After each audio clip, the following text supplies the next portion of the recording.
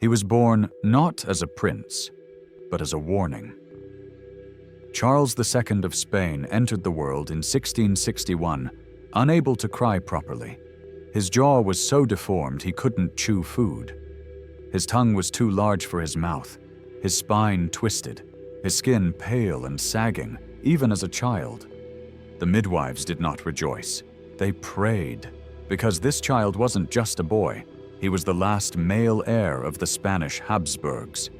And what he looked like was no accident. It was the price of centuries of blood never leaving the family. If stories like this fascinate you, the dark truths behind royal portraits and gold-embroidered lies, then subscribe now. Because what you're about to hear isn't just history. It's a curse written in DNA. The Habsburg dynasty was built on ambition, but it was preserved through something darker: inbreeding. Starting in the late 15th century, the family began a pattern of political marriages that looked less like diplomacy and more like a mirror pointed back at itself. A niece to her uncle, a cousin to his cousin. Again and again, the same names circled the altar: Maximilian, Charles, Maria, Philip. The reason? Power. Marrying outside meant giving away land, armies, or influence. But if your wife was also your cousin, you kept the throne in the family. Literally. It worked. For a time. The Habsburgs ruled Austria, Spain, the Netherlands, parts of Italy, and had claims all over Europe. But with each generation, the blood got thicker, and the cost crept closer. Scientists today use a term: coefficient of inbreeding. It measures how genetically similar your parents are. For most people, it's near zero. For Charles II of Spain, it was higher than if his parents had been brother and sister, because over 16 generations, Habsburgs married each other more than 24 times.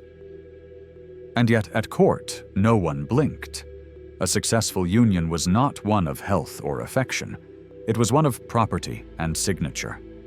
The church, which technically forbade incestuous unions, granted exemptions so regularly they were practically ceremonial. A papal signature cost less than a noble wedding feast. But cracks were forming. Children born to cousin marriages began showing signs: seizures, infertility, developmental delay. But because the symptoms appeared quietly, over years, they were explained away. A child with no heirs, God's will. A princess who bled for weeks, the fault of bad humors. No one saw the pattern, or worse, they did and said nothing. Because as long as the crown was passed down, the system was working. Only it wasn't. The rot had already set in. And by the time Charles II took the throne at age 4, yes, 4, the empire he inherited was already falling apart. But they didn't know that yet. Not really. Not until he opened his mouth and could barely form a word. The wedding procession was magnificent. Candles lit the cathedral like a burning forest, and incense clung to the air as if trying to cover the scent of fear. The bride was 16. The groom was her uncle. The archbishop's hands didn't shake as he read the vows, but several witnesses looked away. Not because the match was scandalous, but because it was entirely expected. This was Austria, 1601. Another Habsburg marriage, another reinforcement of the bloodline. The phrase Habsburg jaw might sound like a joke, but it wasn't. It was a visible, physical symbol of what centuries of incest did to bone, tissue, and flesh. The lower jaw jutted forward. Teeth couldn't align. Some couldn't speak clearly, others couldn't close their mouths. Pain was constant. And in portraits, artists softened it, but couldn't hide it. Philip II of Spain married 4 times. 3 of his wives were relatives. His son Don Carlos, born from his marriage to his first cousin, was described as violent, unstable, and incapable of coherent speech by age 12. He tried to drown a servant in a fountain. He beat a horse to death in front of courtiers. At 19, his father imprisoned him in a tower. He died months later, thin, mad, and possibly poisoned. But Philip never stopped the pattern. Because inbreeding wasn't an accident, it was a policy. Each union was calculated: cousins, nieces, even double cousins, where both sets of grandparents were siblings. Each marriage was meant to lock borders and bind allegiances. But what it really locked in was damage. Infants were stillborn in silence. Young women hemorrhaged after their first child. Men became sterile by 25. And behind the brocade and ceremony, entire generations were decaying from within. Some princesses were married off before puberty, only to die in childbirth by 16. Others spent decades trying to conceive, only to produce one sickly heir before collapsing into illness. Records mention children with one functioning eye, others who never walked. One archduchess bled so heavily and frequently that she was confined to her bed for most of her life. Another prince developed a shaking hand that turned into full-body tremors by adolescence. He was described by an ambassador as a boy of noble presence and empty eyes. No one spoke of it openly. The church kept issuing dispensations. The courtiers kept organizing marriages. The painters kept hiding deformities under lace and shadow. Because to admit the truth, that the dynasty was poisoning itself, would be treason. But even treason couldn't stop what was coming. Because the next in line, Charles II, would not simply be another flawed king. He would be the dynasty's reckoning, a living monument to what happens when power refuses to look in a mirror. They dressed him like a king. Silks from Valencia, gold-threaded sashes, a collar so stiff he could barely move his neck. But when Charles II sat on the throne for his official portrait, the painter hesitated. Not out of reverence, out of uncertainty. How do you paint a child who can barely hold up his own head? He was 6 years old, pale, silent, drooling slightly from the side of his mouth. His attendants whispered commands to keep him still. A doctor stood just off frame in case his body collapsed again. Charles was the final son of centuries of inbreeding. His parents were uncle and niece, both descendants of the same warped tree. His family line had twisted so tightly it strangled itself. And in him, all the hidden cracks were visible at once. He couldn't speak properly. His tongue was too large for his jaw. His lower face jutted unnaturally forward. His hair thinned before adulthood. He suffered frequent seizures, mysterious fevers, and vomiting fits that left him limp for days. One observer wrote that he looked not like a boy, but like a ghost of one. He didn't walk until age 4. He couldn't read until age 10. He had no understanding of money, territory, or diplomacy. And yet he wore the crown of one of the world's largest empires. Doctors were summoned constantly. Priests, too. They poured oils down his throat, burned herbs, leeched him, prayed over him. Nothing worked. Every few months, his mother, also his cousin, wept and sent for more help. Nothing changed. His household developed a rhythm. Keep Charles clean, upright, fed soft foods, sheltered from cold, and away from mirrors. He didn't understand the difference between ceremony and reality. When nobles bowed, he waved back like a child at a festival. He laughed at funerals. He cried when servants left the room too quickly. He was told he must marry. Twice he did. The first wife, Marie-Louise of Orléans, was described as spirited and bright. Within 3 years, she was drained, exhausted, and dead. The official cause was intestinal blockage. Privately, it was whispered, despair. The second wife, Maria Anna of Neuburg, came with hopes of an heir. She found a man who could barely stand. She stayed out of duty, and because she knew what was at stake. He produced no children. He could barely produce coherent sentences. At court, Foreign envoys began sending letters home filled with phrases like utterly unfit, pathetic figure, and the end is inevitable. And yet Charles ruled. For over 30 years, Spain decayed around him, militarily, economically, spiritually. And still he was pushed forward in parades, dressed in gold, declared the chosen of God. Because to say otherwise would be to admit defeat, would be to admit the truth that the greatest dynasty in Europe had given birth to a king who could not rule, could not think, and could not survive. The throne room smelled of wax and mildew. Courtiers stood in silence as Charles II was led in by 2 attendants, one on each arm. His robes dragged slightly behind him, too heavy for his shoulders. His face was slack.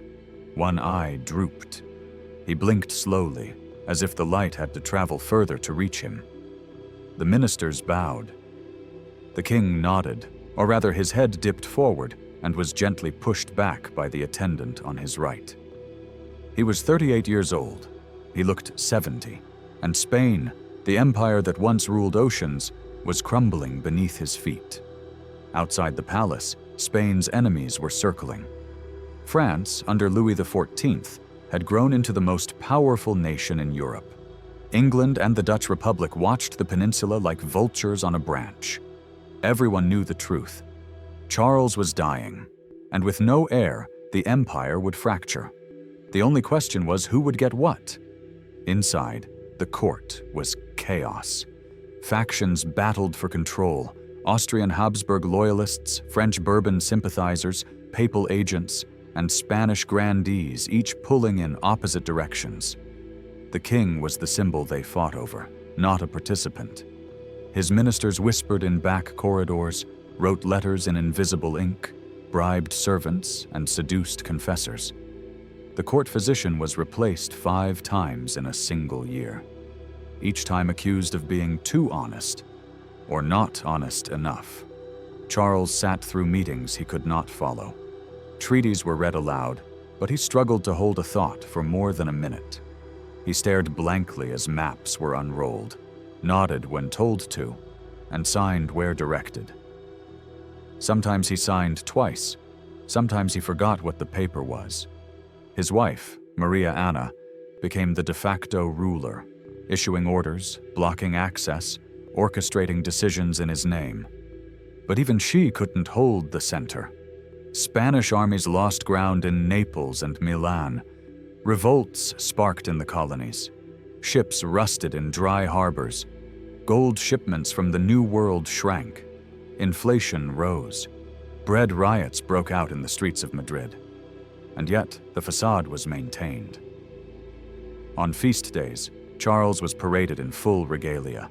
The bells rang, cannons fired. He raised a trembling hand in blessing.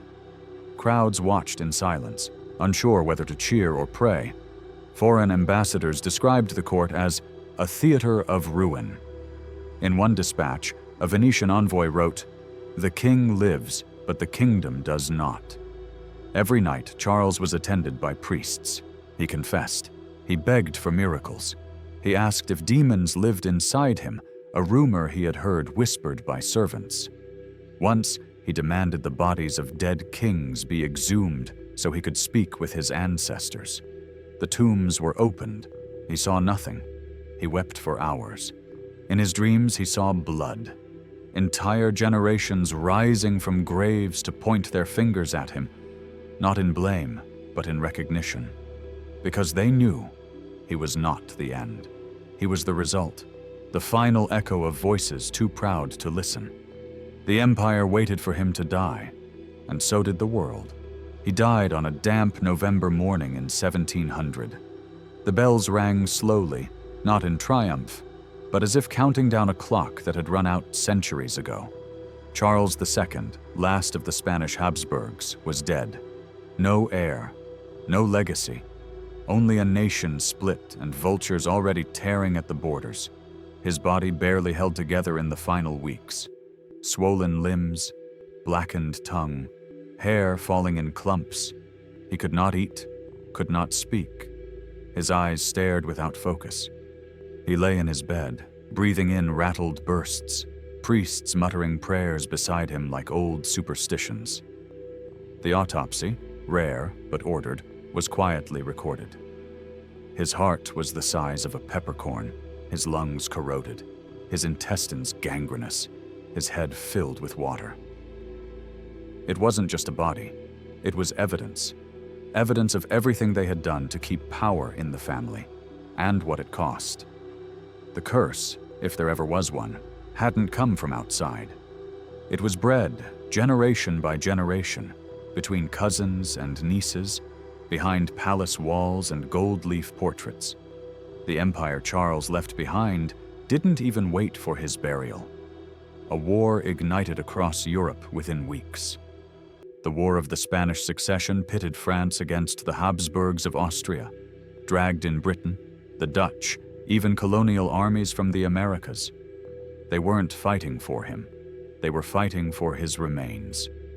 The crown was a carcass, and everyone wanted a piece. Inside Spain, the people had no illusions.